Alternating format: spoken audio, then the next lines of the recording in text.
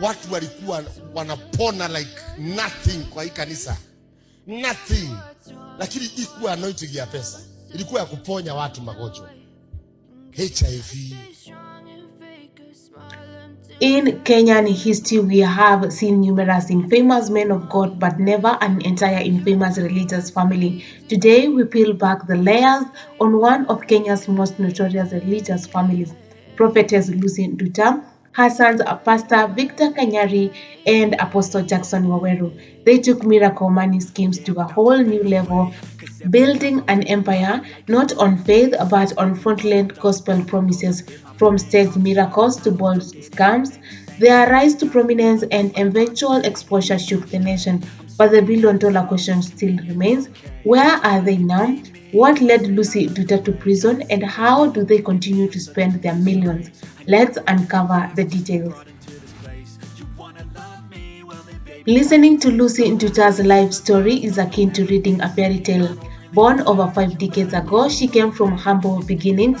In 1980, she married her late husband, Inspector Mwangi, and together they had 5 kids, 3 sons and 2 daughters: Kanyari, Waweru, Wangare, Joroge, and the late Wahum. Life was not easy for the family at one point. Lucy Nduta worked as a house help to support them after her husband was suspended from work. Determined to build a better life, she started a small prayer ministry, holding meetings in her house. She then moved to a makeshift church in Loitoktok before finally settling in Nairobi, Kenya, where her religious empire flourished. However, while she preached peace, healing, and prosperity, what happened behind the scenes was shocking. In 2004, fraud allegations emerged, leading to her imprisonment. Lucy Nduta falsely claimed she could cure HIV/AIDS through prayer for a price.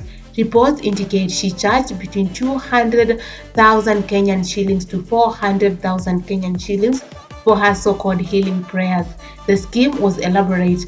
Victims first paid 1,000 Kenyan shillings for prayers, after which church elders escorted them to a clinic at Afya Center for confirmation tests. Miraculously, Nduta would declare them healed. The scam was so convincing that many victims believed they had been cured, prompting them to abandon their medication, turning the fraud into a deadly deception. One woman, whose identity was protected, confessed that she paid 700,000 Kenyan shillings after being convinced she was healed, only to later test positive at a different clinic. Another case involved a furious mother who discovered that Nduta had manipulated her daughter into giving up her car in exchange for a miracle. As allegations piled up, the authorities intervened, and in 2006, Lucy Nduta was arrested and charged with 6 counts of fraud. In 2008, the court found her guilty of 12 counts of fraud, sentencing her to 2 years in prison.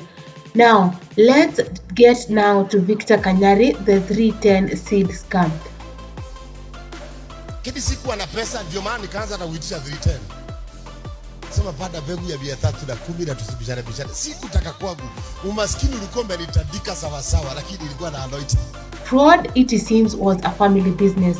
After Lucy Nduta's arrest, her son Pastor Victor Kanyari followed in her footsteps, except he took the deception to new heights. Just like his mother, he initially claimed he could cure HIV/AIDS, but when that failed, he introduced the infamous 310 seed scam.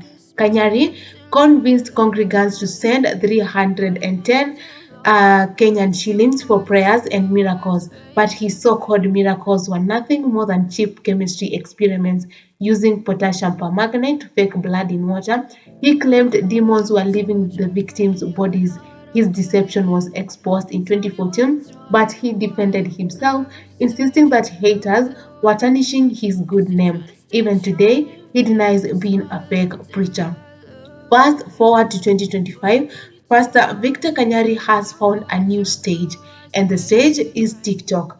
He entertains his followers with bizarre antics and prayers. Some find him amusing, others cringe at his theatrics.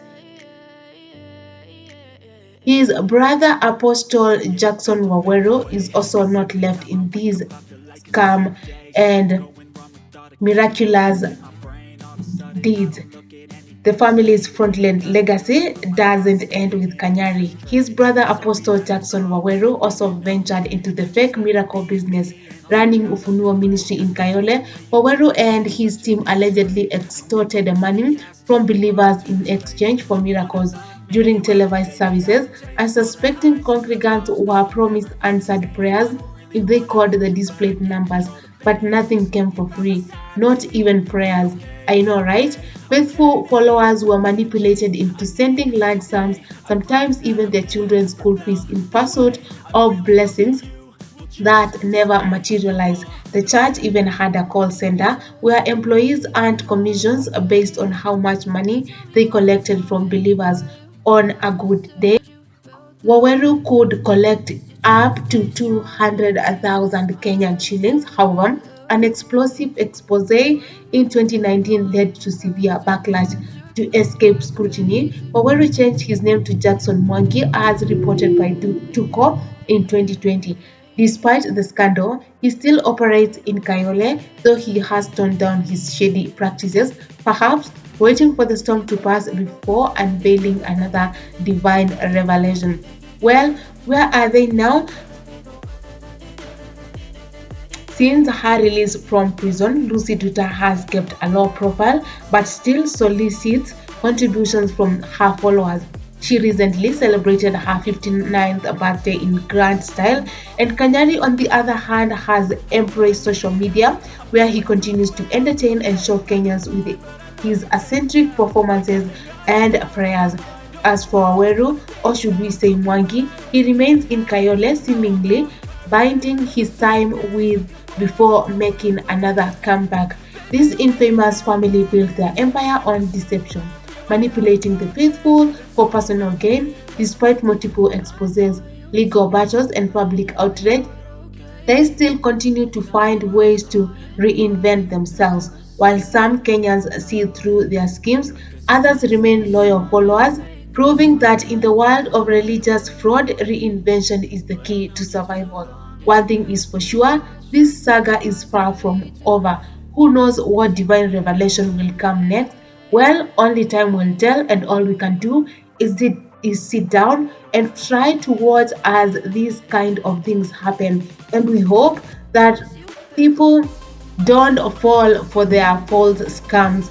Well, people, what are your thoughts? Please keep the conversation going in the comment section below, and most importantly, make sure to subscribe, share this video, like it if you liked it, and I will see you on the next one. Thank you for always tuning in.